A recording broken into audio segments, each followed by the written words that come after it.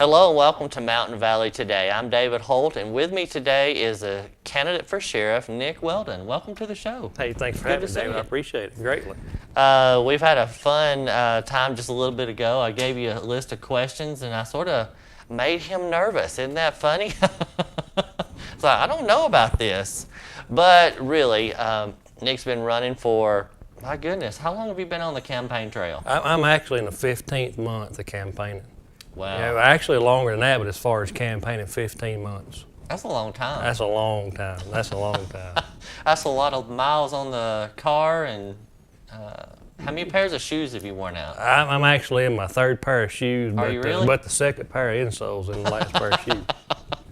That's what you got to do. You got to get out and meet the people, and talk with them and let them know what you're about. Well, that's exactly right. So why don't we just start off with the first question. Tell us about you. Where'd you come from? How you got to this place in life? Well, I'm married to my wife, is Audrey Bobo from Lookout Mountain, and we have 3 wonderful children. We have Cody, Chloe, and Winter, our newest child. She's 15 months old. She turned 1 year old on the day of the June 5th primary. Really? Yes, absolutely. It's a good blessing from the good Lord. That was neat. This is my 19th year of law enforcement. I went to high school at Sylvania, and I went to work right out of high school not long for the state parks. Mm-hmm. Then when I turned 21, I was old enough to get into law enforcement. I got hired as a state trooper, and they sent me down to South Alabama, and I had to work my way back home. And I transferred after several years there. I transferred into the game and fish division. Mm-hmm. Then here we are basically today. I wanted to run for sheriff since I was a little boy and kind of planned this out hard as I could go. And I took the job as Valley Head Police Chief so I could hammer down and run for sheriff, and here we are, right, 8 weeks before the general election.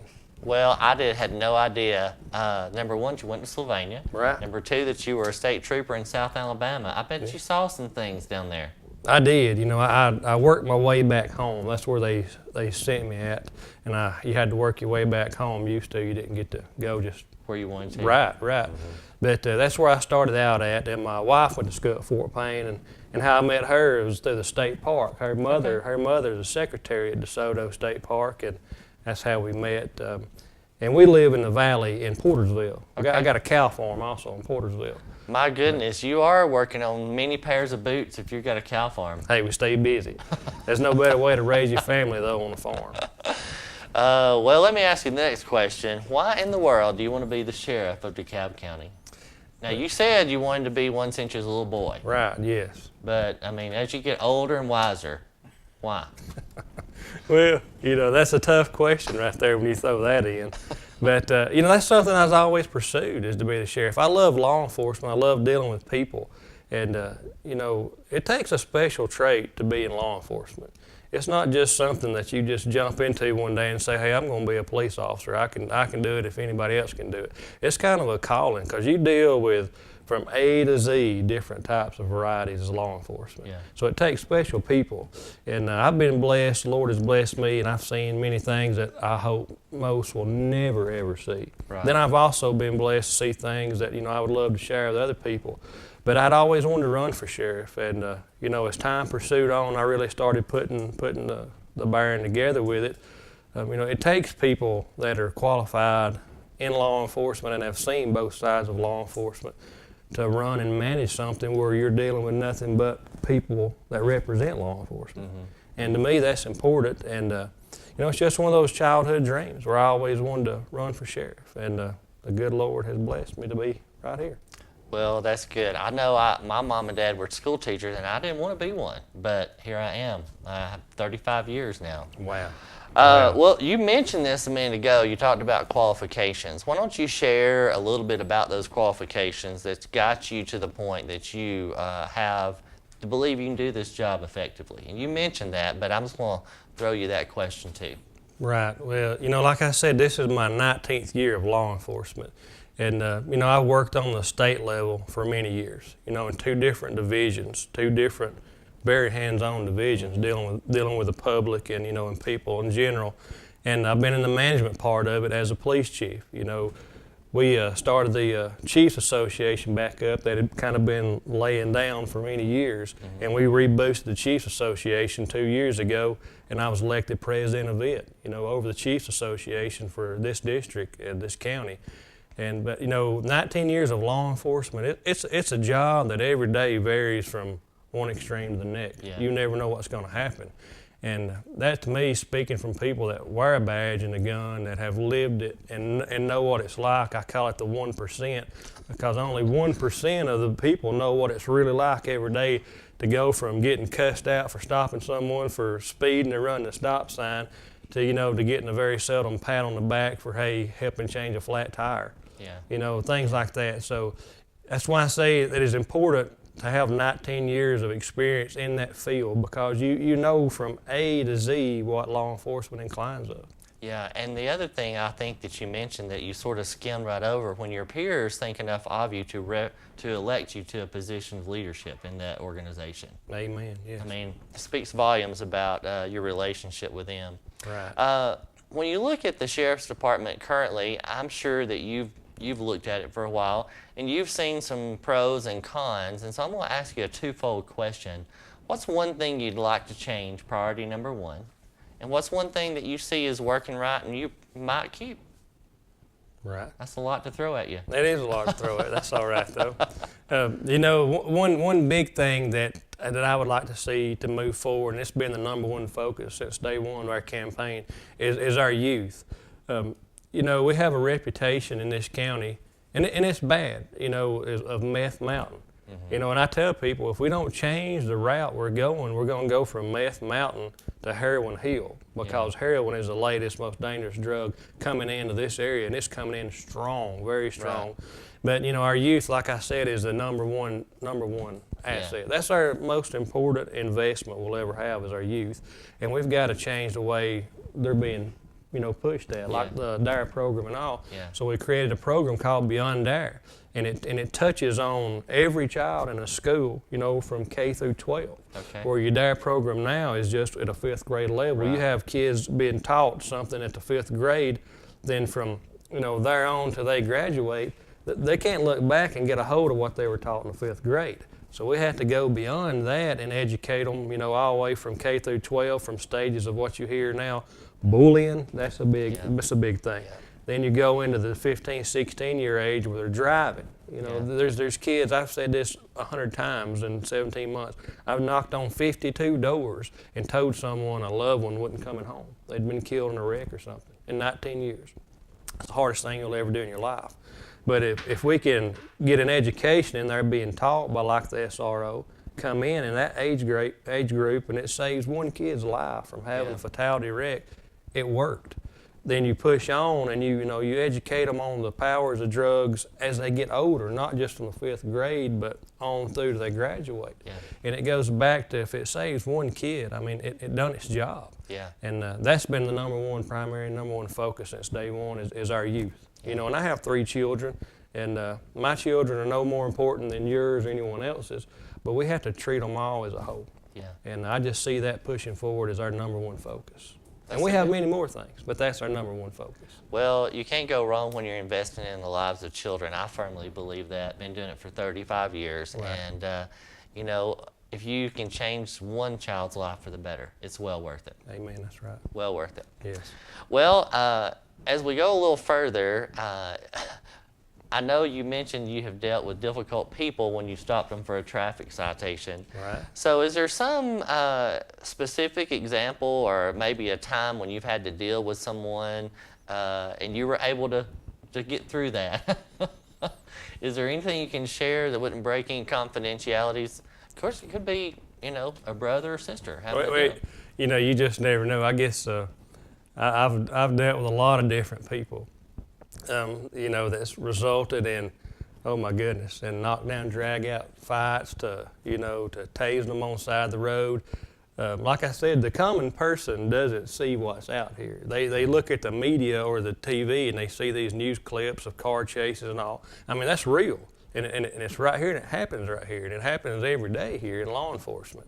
And so those are some big shoes to wear every day, because you don't know if you're going to leave that day and you're going to change a flat tire and answer 3 calls and come home to see your baby girl, or if you're going to be in a pursuit and a shootout and a wreck and, and not even come home. That's why this is so important to me. But, going back dealing with certain people, there's one that really sticks out, and it's always stuck out for years. And that was a family member I had that was affected by meth. Got on meth and, got involved in handling it. And, every family in this county is affected by meth. Yeah. I've not met one family yet that hadn't had a family member affected by meth. That's how bad it is. But, I pursued after him and actually caught him and sent him to prison. And a family member of mine. Ooh. And a very close family member of mine. But, hey, I'm fair. I'm fair about it. But I caught him, and of course he hated me. He really hated me there for a while. But 2 years later, he got out and he got in church and he got saved and he come and seen me. And he apologized for everything he'd ever done. And to this day, he says, hey, I think you saved my life. And it goes back to just like the Beyond Dare program is, we're looked at as people who just catch people and put them in jail, but we also have an opportunity to maybe change someone's life. Yeah. And if it changes that one life, it worked. And but yes, absolutely. I've got That is a those stories. difficult situation. I bet family reunion Christmas was a little awkward for a year or two. I didn't get anything for a couple of years. I really did. Well, family situations when you're at odds with them, that's difficult. It is. But I'm glad things have come through and things are better today. Absolutely. Well, let's talk about technology. I know when I was a part of the city council and I was working with the police department, we wanted them to have the best technology that was out there. What's your view on technology for the guys on patrol out in the field, in the county, I guess I should say, every day? Right. Well, a big concern for me that is going to have to definitely be looked into, Lord willing, if elected, I definitely need to look into it. Is DeKalb County is very mountainous terrain. You've got deep valleys and you've got the mountains. And the radio communications, you can take and send someone on a call to the north end of this county up to the Georgia line, and they get down in some of those hollers and valleys up there that communications is not working. And that's very unsafe because, they're going to need backup and need to call out. And so, communications is crucial in law enforcement, especially the radio communications that needs to be looked into a little more just for the safety aspect of it. Well, I know that's a problem right here locally in the city of Rainsville. And, if you're in the city of Rainsville and you can't reach the person from the dispatch, I can only imagine how bad it is in the county. Right. And cell phones are really not an option because sometimes you don't have service up there either. No, you're right. I mean, praise the Lord, we do have cell phones that might be able to get out, but yes, the communications issue is tough in this county. And a lot of other counties doesn't deal with it like we do up here because we have both terrains. Yeah. Both. Well, I don't really know the best way to fix that unless it's a more high quality radio system or dispatch system. Is that what you're thinking maybe? Right, yes. You're going to have to go to, there's actually a digital system that's kind of top notch right now, in law enforcement for the radio of it. That needs to be looked into. Of course, it's like everything else. It takes money and it takes, people helping each other get on board with it. But as far as our communication in this county, that's definitely something that's got to be looked into. Let me ask another question. I know that when they have their communications here, is that what's recording? Is that part of the recording system? Because if you don't have the way to communicate, is that how the backups, like when they're on a call, their camera system, or is that a separate system? That's a totally separate system. You're looking at a body camera on there that's basically capturing the event that they're dealing with. Okay. That's as far as that goes. And sometimes you got to put yourself in the shoes of law enforcement, and that's where I stand strong at. Is I'm very supportive of law enforcement. Is you got people that are putting their life on the line, and they're having to wear a camera because of people out in the public and the citizens, complaints, or they want to see it unfold for themselves if something was to go wrong. So you're not only held to a higher level of being professional. You're walking a very fine line where you can't afford to wobble. And you have to prove yourself innocent every day. Exactly. Every day you're going out there on a call, not only is Joe and Joanne over here been fighting and tore the house up, and one wants the other to go to jail. You've got to go out there and soak in both stories and and deal with it. But also you got to be professional, because you're being watched by a million eyes at this time, because you're having to record everything you do.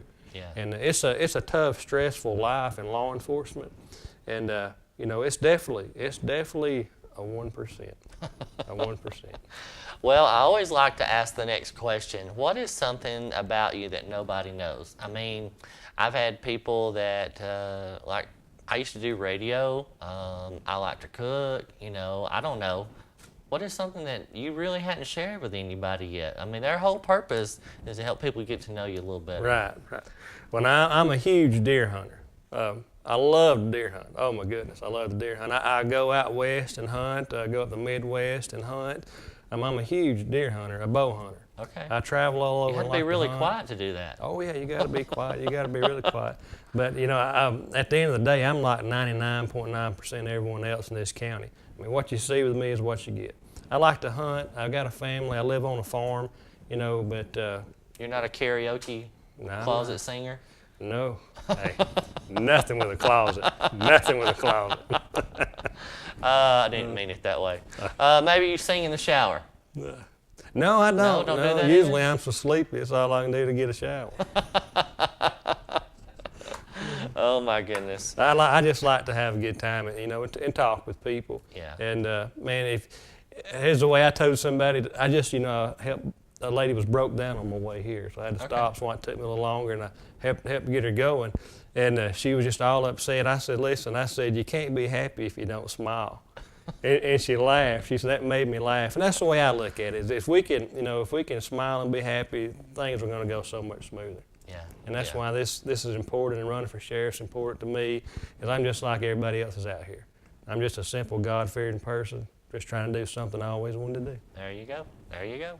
Well, let's talk about the fun part. I don't know if you're going to think this is fun part or not, but it always comes down to revenue. And the Sheriff's Department relies on revenue from the state or the county. And so can you tell us a little bit about some of your experiences with getting revenue and understanding how to spend it? If you don't have it, you can't spend it. Right, you're right. If you don't have it, you can't spend it. And everybody wants their road paved or something right now, definitely throughout the entire county. And in government, your hands are pretty much tied with what you can do. Right. A lot of people don't realize that. I've talked to several, I know from personal experience, people are like, why can't you just pave my road? It doesn't work that way. You're right, it doesn't. A lot of strings and stuff to a pot of money. There's usually a set budget with everything, and like at Valley Head with our budget, buying cars and equipment, and the amount of people we could hire, the hours we could work them. We had a budget we had to go by, and that's no different to the sheriff's office. They have their budget you have to go by. But the key to that, and I firmly believe it's the golden key to it, is you have to have a relationship, with the sheriff and with the county commission, where you can all sit down and say, hey, we're not bickering back and forth. This is the problem at hand. What can we do to fix this, or how can we put money here to improve this? And that's the main goal of that, is you have to have a good relationship with the county commission. And hey, and that's the thing with me. I know we need stuff. We need lots of stuff.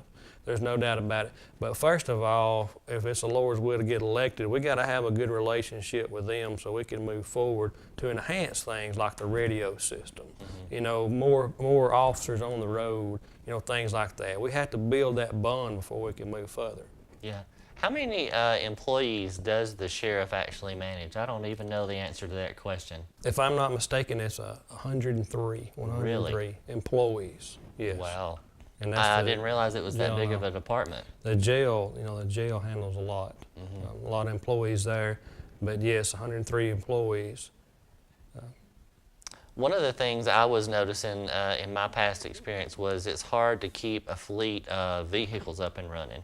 Are you familiar with that? Do you know what the fleet looks like? I've seen some newer looking vehicles. I've seen some that are a little older, but I didn't know if you had a perspective on that just yet. Right. Well, there's vehicles down there the deputies are driving with 300,000 miles on them. Wow. 300,000 miles on them, and they're in pretty rough shape. And you know, but you got to look. Then again, you drive to work, then you're there for 8 hours, and you leave and you drive home. You know, their shift, 8, 10, 12 hours is driving. You're on the road. You know, they drive more than, you know, one deputy patrol and drives more in 1 week than you'll drive in 2 or 3 months. You know, because that's their everyday life is driving and patrolling. So those vehicles are going to take a wear and tear. They're going to have accidents. They're going to wreck them. So you got to prepare for things like that. And that's why you're seeing old vehicles out there, then some new vehicles. You know, some's down, some wrecked, some broke down. And that's something you have to prepare for. And that goes back to the county commission is, you know, that's something, it happens each time there's an election. You know, the newly elected official will go in with the county commission and they'll sit down and over the budget and, you know, this is what we need to do. And it kind of starts all over every time someone new comes in. And that's why I say, you know, it goes back to, this is my 19th year of law enforcement. You know, as a trooper, I'd be on call for 3 counties at a time. That's a lot of miles. That's a lot of miles. You know, I might fill the car up 3 times a shift. Wow. You know, getting sent to, you know, the far end of Etowah County or Cherokee County or wherever. And, but, you know, I dealt with a lot of people there, and I was on the road a lot. And you see different sides of the way people do different law enforcement in several different counties, and it does nothing but adds assets to how you could better improve something like the sheriff's office.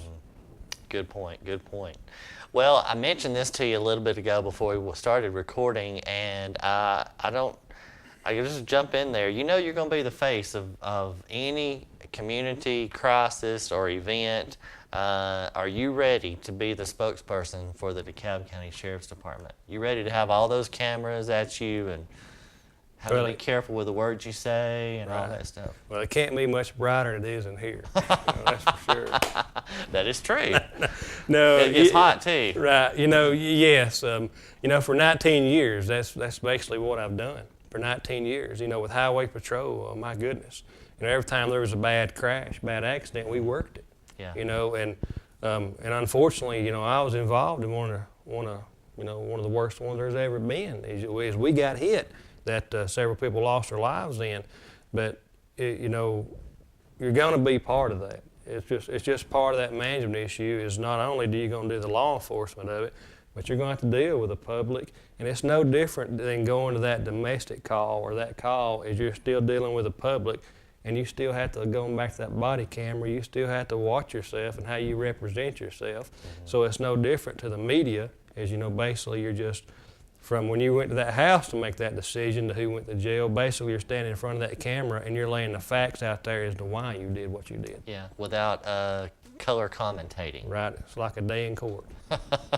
Well, you know, that's all they show on the news, as when there's an issue, the cameras are on the police department or the sheriff's department spokesperson, and they're just looking for one flaw, one deviation from something, trying to get somebody upset and flustered. Right, that's it.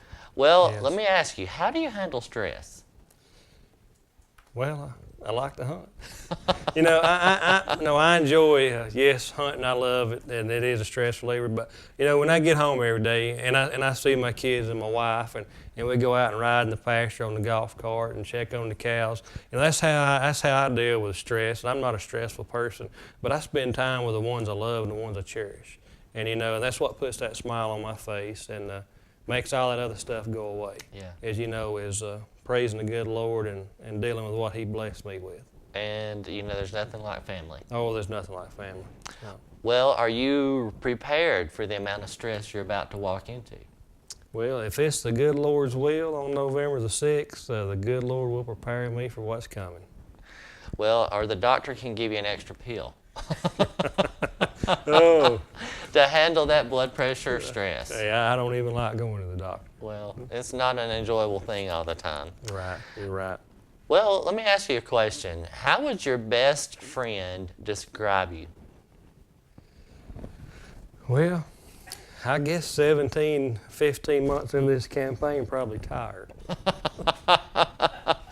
Oh, I like to cut up. You know, no, I'm, you know, like I said, it goes back to what you see with me is what you get. Hey, I'm going to smile and I'm going to have a good time, but when it comes time for business now, and I'm going to do business. And that's been my business for 19 years is law enforcement. I run a cow farm also, but my business has been law enforcement. Yeah. And and they'll tell you, my best friends will tell you, hey, I do my job. If you're going to crucify me, you will not crucify me for not doing my job. And I've always done my job. I had a really good friend come speak at an event, and he was cutting up, and he said, he was telling everybody at the event, he said, I asked Nick, I said, where are you going to be tomorrow, while I was a game warden? And I told him, I'll be around somewhere. It was opening day of turkey season. And he said, he told us, said, boys, I love you, but don't break the law. and that's it. Hey, I know there's a fine line right there. Yeah. We've got just a rash of drugs in this county, and we've got break-ins. We've got bad crimes that go on, and that's what needs to be handled with an absolute iron fist. Mm-hmm. But also we need to go over here. We need to handle situations with our youth and prepare them for the way out. But I believe at the end of the day, if we do what's right and we follow the good Lord and we do our job we're selected for, we can't go wrong with what we do. And my friends will tell you that they love to hang around and cut up with me, but I do my job. When it's time to go to work, it's time to go to work. That's right, I do my job. Yeah. Well, I think I know the answer to this question, but I'm going to ask you one more anyway. What are you most proud of? My family. I knew that was coming. Absolutely. I love being a saved man, and I love what the Lord has blessed me with. And I've got a wonderful family. And I've got an absolute awesome wife. She has stood behind me through this campaign and through the mud we've been drugged back and forth in. But, she has had my back the entire time, and she believes in me, and she's kept me motivated, and she loves me. And that's important. And that's just awesome to be blessed like that, especially going through something like a big campaign like this. Well, now, is there a honey-do list that's growing? You said 15 months you've been on the campaign trail. Well, I tell you, my pastures are growing up, and I got a lot of honeydews to do. I'm kind of behind on them, that's for sure. You know what? The sun will come up tomorrow. Amen. You do the best you right. can. That's it, absolutely.